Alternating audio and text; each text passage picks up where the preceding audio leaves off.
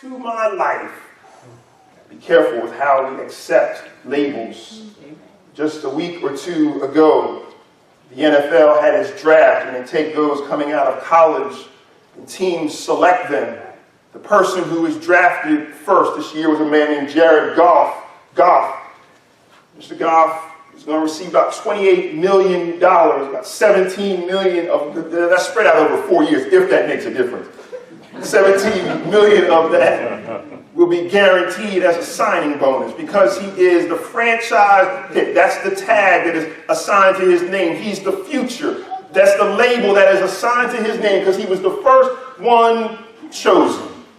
The new Los Angeles Rams team made some maneuvers to make sure that they can get up to get that pick because they see him as the future and they've labeled him. They've associated his name with the future. On the other end of the spectrum, the selection of the seventh round, number 253. His name is Kalen Reed, and his tag is Mr. Irrelevant. On one end is the future, and on the other end is Mr. Irrelevant. The one that they say they call him irrelevant because it's kind of a sentimental thing. We have to end the draft somewhere at some time, so there has to be a last person, but he really has no chance of making it. His label tells you that they don't expect him to make a difference. They don't expect him to make any kind of lasting difference on his team. He's Mr. Irrelevant. Can you imagine being labeled that in your life, that's the tag, you're known for the rest of your life? In fact, I did a Google search, because that's how we find out about everything nowadays. I did a Google search, and you can see for the last 10 years or so who was Mr. Irrelevant. And that's the only way you're ever going to hear about them, because it's true, they don't make it most of the time. They don't stick around. You don't hear much about them. On the opposite end of the one who's going to make $28 million over 4 years is the one who's going to make $350,000. The league minimum. You say, well, that's still not too bad. If you spread that out over 4 years, he's going to be working a second job to take care of his family. He may or he may not make it. That's the label. That's the tag that is assigned to him. Johnson & Johnson this week settled a big lawsuit because of their famous or very, very familiar product of baby powder filled with talc. This is the second large lawsuit that they have settled because back in February, there was a woman, February 2015 rather, there was a woman who was awarded $72 million. Actually, her family was awarded $72 million because Johnson & Johnson baby powder caused her to have ovarian cancer. And they said that you can't, the way they were able to win the lawsuit. And the woman who won this week, she won $55 million because she has ovarian cancer. And they said that the reason they're able to win the lawsuit is because the lawyers effectively argued that it's mislabeled.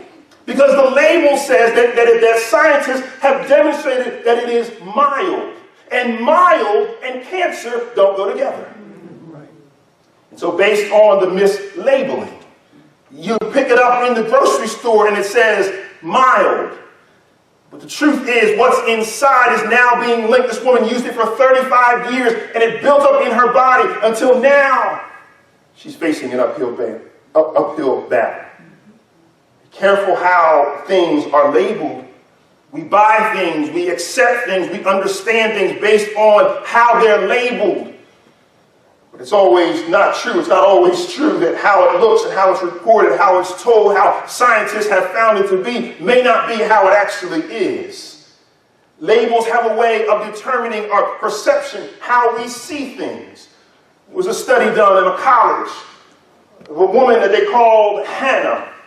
They had Hannah across a background, and she was playing outside, and in the background behind her, she was in what appeared to be a low-income neighborhood.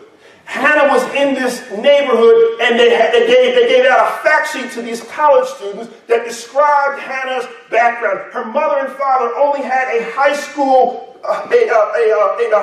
degree, a high school background, and they were known to work jobs that were hourly jobs. Based on that, the college students who were looking at Hannah, they put a certain label on her of what her academic outcome could be in life. They looked at her grade level and they said that she's probably below the 4th grade.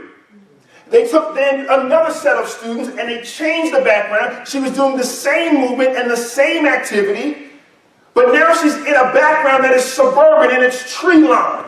They now changed the fact sheet, and now they said that her mother and father, her mother and father have college degrees, and they are middle income.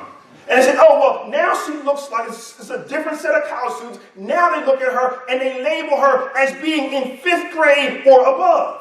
Now her academic chances, her outcome in life, the arc of her life in front of her now has changed from not going very far in life to one who can do anything. Why? Because the background's been changed. And based on what our eyes have seen, we've mislabeled her.